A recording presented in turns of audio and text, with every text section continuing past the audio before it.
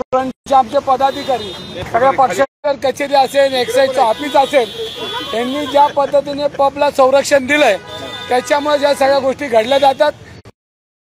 अजय तावरेला ज्या पद्धतीने त्या खुर्चीवर बसवलं आणि अजय तावरेने नुसतं हे प्रकरण आहे तर ससून मधल्या अनेक प्रकरणामध्ये त्यांनी हस्तक्षेप करून अनेक रिपोर्ट बदलल्याचा संशय पुणेकरांना होता, मला होता, पण आज सिद्ध झालं की अजय तावरेला अटक झाली।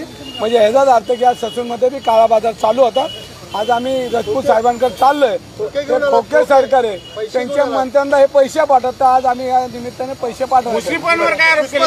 मुश्रीफांनी राजीनामा द्यावा, त्यांनी अजय तावरेला ज्या पद्धतीच्या खुर्चीवर बसवलं त्याला संरक्षण दिलं आणि असं मुस्लिमांना वर्षभरामध्ये पुणेकरांची तळमळ आणि पुणेकर बोलत हे कळत नव्हतं। आज त्यांनी राजीनामा द्यावा। काय मागणी करता तुम्ही? मंत्री जे आरोप करताय तुम्ही, हसन मुस्लिमांनी ह्याच्यामध्ये राजीनामा दिला पाहिजे।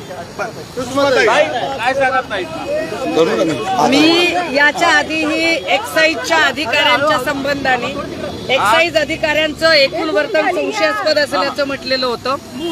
ज्या डॉक्टरांना रात्री अटक झालेली आहे अजय तावरे, याच अजय तावरेंना आम्ही ड्रग्ज प्रकरणामध्ये जे ललित पाटीलचं प्रकरण झालं होतं तेव्हा ललित पाटीलला आरोपी असताना, गुन्हेगार असतानाही ससून मधून कोण आतून बाहेर जाऊ देतं, पुन्हा आत येऊ देतं, या सगळ्यांच्या संबंधाने इन्चार्ज असणाऱ्या अजय तावरेला अटक करा, सस्पेन्शन करा असं म्हणत होतो।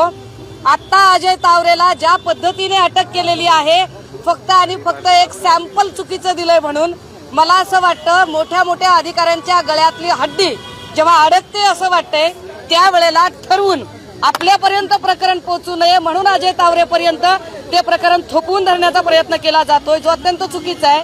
दुसरी गोष्ट अशी की ज्या हिट अँड रन प्रकरणामध्ये गाडी एखादा माणूस दारू पिऊन चालवतोय, रात्री चालवतोय, रात्री त्याला दारू मिळते ती पब मध्ये मिळते, मुळात पब एका विहित वेळेनंतर चालू का राहतो? एक्साईज अधिकाऱ्यांचे आशीर्वाद असल्याशिवाय पब इतक्या रात्रीपर्यंत चालू राहतात का? काल विद्यापीठामध्ये गांजा सापडला, कुठून सापडतो? पुण्यामध्ये सातत्याने ड्रग्जचे साठे सापडतात, एक्साईज ऑफिसर काय करतात? आणि या सगळ्यांच्या मध्ये शंभूराज देसाईंच्या नावाने हा जो खोका आणलेला आहे, हे कोण आहेत लोक?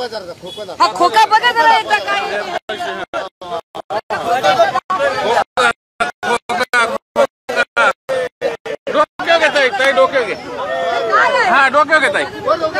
चाललेलं आहे हे सगळं। जर इथे तुम्ही जर तरुणाईंच्या जीवाशी खेळत असाल, पुणे विद्यापीठामध्ये गांजा सापडतो, आज ज्या विद्यार्थ्यांना भविष्य घडवायचंय, हा देश ज्यांच्या अंगाखांद्यावर उद्या उभा राहणार आहे, त्या देशाच्या भवितव्याला जर पोखरून काढलं जात असेल ड्रग्जमुळे आणि गांजामुळे, आणि एक्साईज ऑफिसर असणारे लोक, एक्साईजचं खातं चालवणारे मिनिस्टर, या सगळ्यांमध्ये फक्त पोलीस डिपार्टमेंट नाही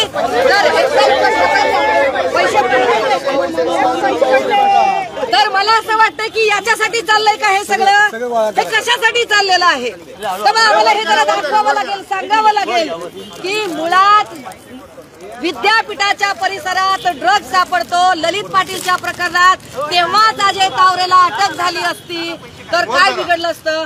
अजूनही वेळ गेली नाही। संजीव ठाकूर कुणाच्या आशीर्वादाने बाहेर आहे ते सांगावं आणि सगळ्याच मिनिस्टरांनी याची उत्तरं दिली पाहिजे। रवी भाऊ, हसन मुश्रीफांनी आव्हान केलेलं आहे, थोडा मागे घेणार तो एकटे नाही तर सगळे त्यांनी माफी मागितली पाहिजे पुणेकरांची। जे डॉक्टर रक्त पितात पुणेकरांचे, त्यांची काळजी घेण्यासाठी मला काय माफी मागणी, मी माफी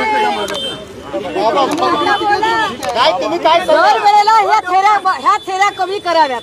दरवेळेला जो कुणी पुणेकरांच्या आरोग्याबद्दल बोलतो, जो कुणी महाराष्ट्रातल्या तरुणाईच्या भवितव्याबद्दल विचार करतो आणि अत्यंत निस्पृहपणे लढा देतो, त्याचा आवाज दाबण्यासाठी आम्ही तुमच्यावर आबरू नुकसानीचा दावा करू, आम्ही तुम्हाला गुन्हा दाखल करू, आम्ही तुम्हाला धमक्या देऊ। काय धमक्या द्यायच्या त्या द्या, काय गुन्हे दाखल करायचे ते करा।